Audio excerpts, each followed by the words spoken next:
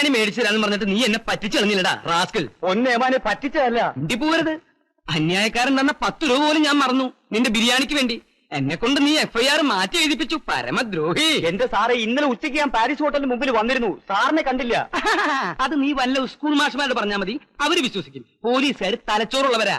ഉച്ചയ്ക്ക് 12 മണി മുതൽ ഉച്ച തിരിഞ്ഞ് 3 മണി വരെ ഞാൻ പാരീസ് ഹോട്ടലിന് മുമ്പിൽ കാത്തുന്നതാ, തീ പാർന്ന വെയിലത്ത്. പറയുമ്പോ എനിക്ക് വേദനയുണ്ടടാ. ഡേ, ഇന്ന് പ്രായച്ചിത്തം ചെയ്യാതെ നിന്ന് ഇവിടുന്ന് വിടുന്ന പ്രശ്നമില്ല. ഇന്ന് എനിക്ക് ബിരിയാണി മാത്രം പോരാ, വീട്ടിലേക്ക് പാർസൽ വേണം. നടക്കണ പാരീസിലേക്ക്.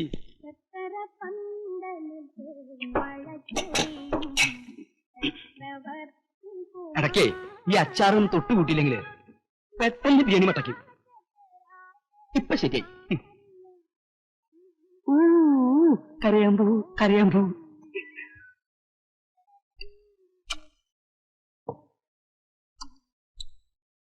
കോഴിയുടെ വേഗത്തിൽ കൂടിയോ എനിക്കൊരു സംശയം.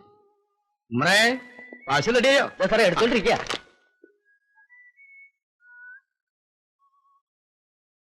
എല്ലാം കൂടി എത്രയായി? 31 റുപ്യ. ഓ, ഇവനൊന്നും ഒരു കാലത്തും ഗുണം പിടിക്കൂല.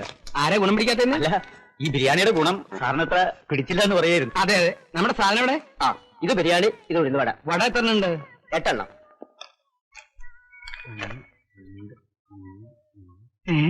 ഇല്ല സാറേ.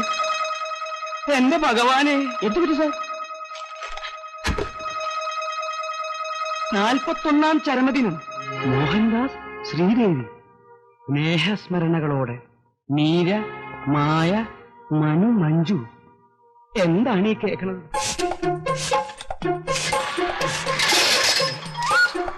പിന്നെ സൈക്കിളോ? അപ്പൊ രാവിലെ എടുത്ത സൈക്കിൾ എന്ത്? അത് റോട്ടിൽ എവിടെങ്കിലും കാണും. റോഡിൽ എവിടെങ്കിലും മാറിക്കടോ. ആനക്കാര്യത്തിനല്ല ചേനക്കാര്യം.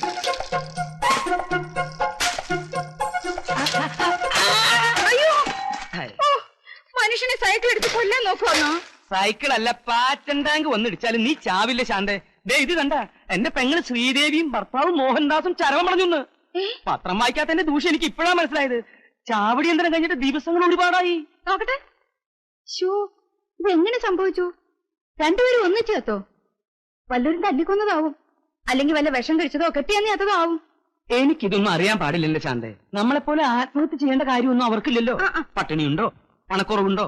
കൊച്ചിയിൽ ഇഷ്ടം പോലെ കെട്ടിടങ്ങള്, ലോകം മുഴുവൻ ചെമ്മീൻ കയറ്റി വയ്ക്കാനുള്ള ഫാക്ടറി, പിന്നെ എസ്റ്റേറ്റ്, ഫിഷിംഗ് ബോട്ട്. എന്റെ പേടി ഇപ്പൊ അതൊന്നുമല്ല.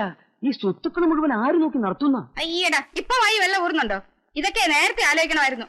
ആ ദരിദ്രവാസി ഇത്രയും വലിയ പണക്കാരനാവുന്ന ആരെങ്കിലും അറിഞ്ഞു എന്റെ ശാന്തേ? ഇതാ ഞാൻ പറഞ്ഞത്, നിങ്ങൾക്ക് ദീർഘവീക്ഷണവും ഇല്ല, ബുദ്ധിയില്ലാന്ന്. അത് കളാ. ഇനി നമ്മൾ വൈകൂടാ. എത്രയും വേഗം കൊച്ചിയിലെത്തണം. വല്ലവരും അവിടെ കയറി അധികാരം സ്ഥാപിക്കുന്നതിന് മുമ്പ്. മോഹൻദാസ് ജീവിച്ചിരുന്നപ്പോ കുറെ ശ്രമിച്ചതല്ലേ അവിടെ കയറി പറ്റാൻ? എന്നിട്ട് നടന്നോ? അന്ന് നടന്നില്ല. അതുകൊണ്ടാ മരിച്ചപ്പോ കയറി പറ്റാൻ ശ്രമിക്കുന്നത്. അതിനാ പിള്ളേര് നമ്മളെ പഠിക്കാത്ത കയറ്റിയല്ലേ? അതൊക്കെ ഞാൻ എങ്ങനെയെങ്കിലും ഇടിച്ചു കയറും. നീ എന്റെ പിന്നാലെ നിന്നാ മതി. ഒന്നുമില്ലെങ്കിലും ഞാൻ അവരുടെ അമ്മാവനല്ലടി. അയ്യ, നല്ല കുമ്മാവൻ. നേരിട്ട് ഇതുവരെ കണ്ടിട്ട് പോലുമില്ല. അച്ഛനോടും അമ്മയോടും നിങ്ങൾ ചെയ്ത ക്രൂരത മുഴുവനും അവര് പറഞ്ഞോളേ. അതൊക്കെ ഞാൻ വേറെ രീതിയിൽ പറഞ്ഞു കൊടുക്കും. ഇനി ഇപ്പൊ ഇത്തിരി നാറിയാലും അത് ഞാൻ അങ്ങോട്ട് സഹിക്കും. ഇപ്പൊ ഉള്ളതിനേക്കാൾ കൂടുതൽ നാറരുതെന്ന് എനിക്ക് പ്രാർത്ഥനയുള്ളൂ. ഒരു നല്ല കാര്യത്തിന് ഇറങ്ങുമ്പോ തടസ്സം പറയല്ലേ എന്റെ ശാന്തേ. ഈ കാക്കി കയറിയിട്ട് കൊല്ലം എത്രയായി? വല്ലതും നേടിയോ? ഒരാൺവിത്തുള്ളത് ബോംബെ കിടന്ന് തെണ്ട, ഒരു മോളുള്ളത് അമ്മായിമ്മയുടെ ആട്ടും തൂപ്പും നീട്ട് നരയിക്കുക. എന്താണ് അമ്മായിമ്മയ്ക്ക് കുഴപ്പം? ഭാര്യ വീടിന് തിണ്ണ നിരങ്ങുന്ന നീ എന്നെ തെറി വിളിക്കുക? അയ്യോ അമ്മേ, ഞാൻ അമ്മയെ പറഞ്ഞതല്ല അമ്മേ. മിണ്ടി പോകരുത് കരുതേ. മിണ്ടിയ നിന്നെ ഞാൻ ചൂലെടുത്തടിക്കും.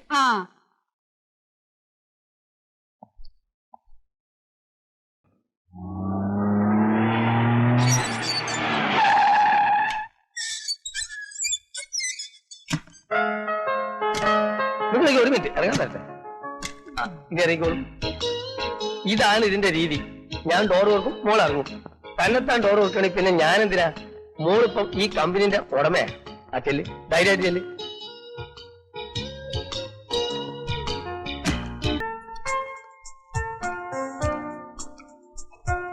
ഇതാണ് ക്ലീനിങ് ആൻഡ് സോർട്ടിംഗ് സെക്ഷൻ. ഇവിടെ 160ഓളം ലേബറേഴ്സ് ഉണ്ട്. 160 പേരെയൊന്നും കാണാനില്ലല്ലോ. 3 ഷിഫ്റ്റാ.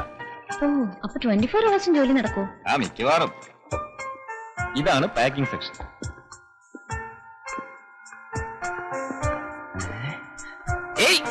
ഒന്ന് നിൽക്ക ചേട്ടാ, ഒന്ന് പിടിച്ചേ. നിക്കണ്ട, പോരെ, അവര് കുഴപ്പക്കാരാ. ഒന്ന് നിൽക്കാൻ. അയ്യേ, നിൽക്കാൻ പറഞ്ഞപ്പോ കിടന്ന് ഓടുക. പഴയ MD-യുടെ മകള് പുതിയ MD ആയിട്ട് ചാർജ് എടുക്കുന്നു കേൾക്കാൻ തുടങ്ങിയിട്ട് നാള് പറയായേ.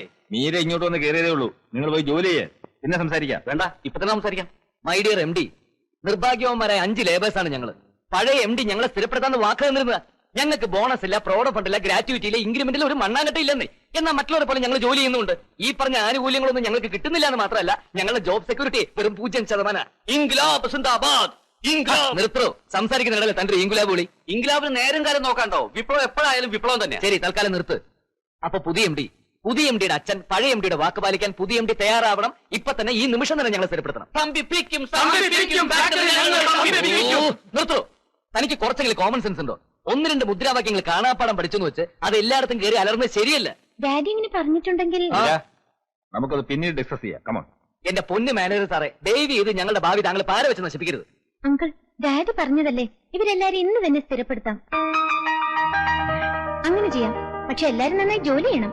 ഓ ഏറ്റു. പുതിയ എം ഡി നീണാൾ വാഴട്ടെ. പുതിയ എം ഡി നീണാൾ വാഴട്ടെ. പുതിയ എം ഡി നമ്മുടെ എം ഡി. പുതിയ എം ഡി നമ്മുടെ എം ഡി. എന്താ മീര ഇതൊക്കെ? നമ്മുടെ എം ഡി. ഇമ്പോർട്ടന്റ് ആയിട്ടുള്ള കാര്യത്തിന് ഇങ്ങനെയാണ് ഡിസിഷൻ എടുക്കേണ്ടത്? തൊഴിലാളി എന്ന് പറഞ്ഞാൽ തീക്കൊള്ളിയാ. തീക്കൊള്ളി കൊണ്ട് തലയൊറിയാൻ പാടില്ല എന്ന് കേട്ടിട്ടില്ലേ? ഡാഡി വാക്ക് കൊടുത്തു. എവിടെ വാക്ക് കൊടുത്തു? നുണയല്ലേ? ഇവനെയൊക്കെ സ്ഥിരപ്പെടുത്തിയാൽ അടുത്ത നിമിഷം ഫാക്ടറിയുടെ ഗേറ്റിന് മുന്നിൽ കൊടി പൊങ്ങും. മാത്രമല്ല, ഇപ്പൊ തന്നെ ഇവിടെ ലേബറേഴ്സിന്റെ എണ്ണം വളരെ കൂടുതലാ. അതൊക്കെ പോട്ടെ, ഡിസിഷൻ എടുക്കുന്നതിന് മുമ്പ് എന്നോടൊരു വാക്ക് ചോദിച്ചു. Sorry uncle. അങ്ങനെയാണെങ്കിൽ അവരെ സ്ഥിരപ്പെടുത്തണ്ട. അവൻ പറഞ്ഞത് കേട്ടില്ലേ? ഞാൻ അവന്റെ ഭാവിക്ക് പാര വെക്കുകയാണെന്ന്. ഇനിയിപ്പോ ഡിസിഷൻ മാറ്റിയാൽ അവൻ എന്റെ തലയെ കാണാൻ വരും. എങ്കിൽ സ്ഥിരപ്പെടുത്താം അങ്കിൾ. ഓ Meera, you please use your common sense, your brain. I am very sorry uncle. Okay, I shall deal it.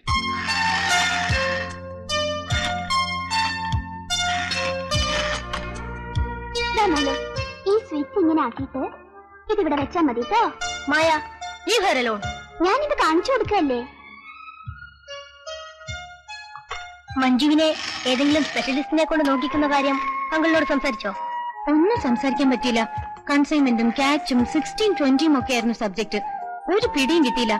And everybody wants me to take decisions. ഒന്ന് ഓർത്തു നോക്കിയേ.